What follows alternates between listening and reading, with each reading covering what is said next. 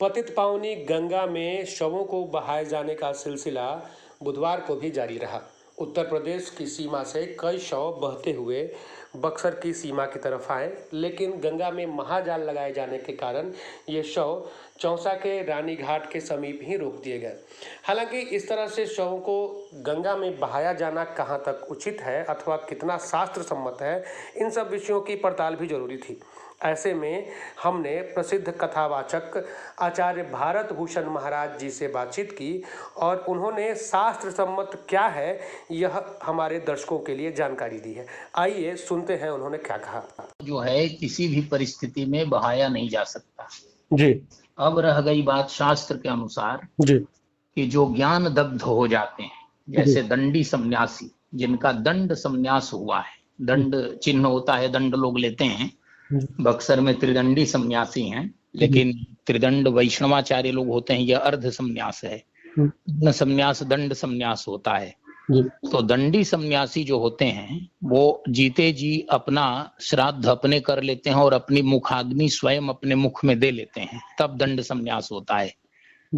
तो इसलिए जिन्होंने एक बार अपने को जला दिया या जो ज्ञान दग्ध हो गए, ज्ञान की अग्नि से जल गए, उनको नहीं जलाना है, उनको जल समाधि दी जाती है। वो भी जल समाधि बक्से में बंद करके बाकायदा दी जाती है। अन्यथा साधु संत का भी शरीर अग्नि संस्कार करना जरूरी है।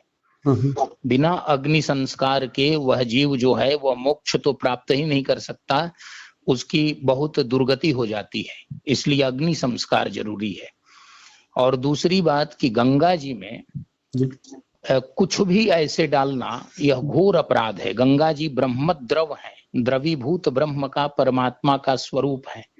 गंगा जी में कुछ भी ऐसे डालना इतना बड़ा अपराध है कि उसका कोई वर्णन नहीं कर सकता।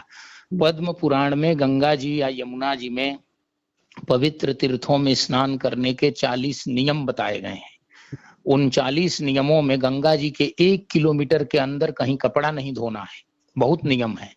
तो इस हिसाब से गंगा जी की स्वच्छता को यह बहुत भारी संकट पड़ रहा है और यह पूरे पर्यावरण के लिए और जो जो दिवंगत हो गए हैं उनके लिए भी यह बड़ा अपराध है, सबके लिए जो उस जल को दूषित कर रहे हैं और वातावरण को प्रदूषित कर रहे हैं।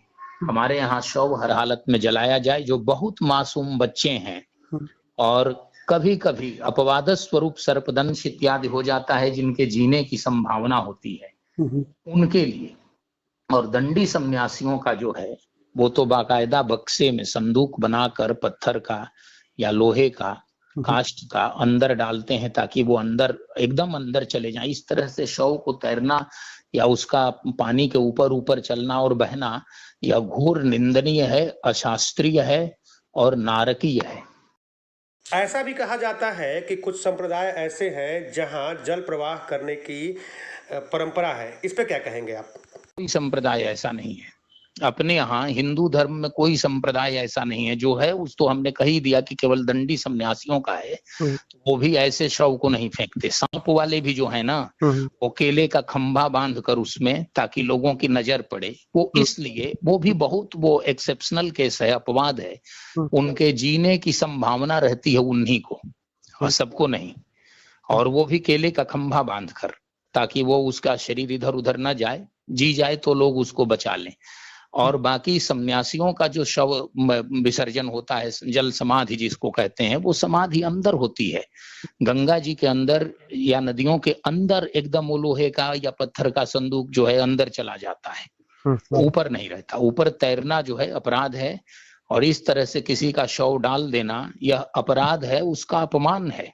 और अग्नि को, ये शरीर चूंकि पंचाग्नि से, पंच तत्वों से प्रकट होता है, इसलिए इसको अंत में अग्नि को देकर 5 तत्वों में अपने आप मिल जाता है। जिससे लिए हैं उसको नहीं देने से दोष लगता है, आगे वो शरीर ही पूरा नहीं मिलेगा।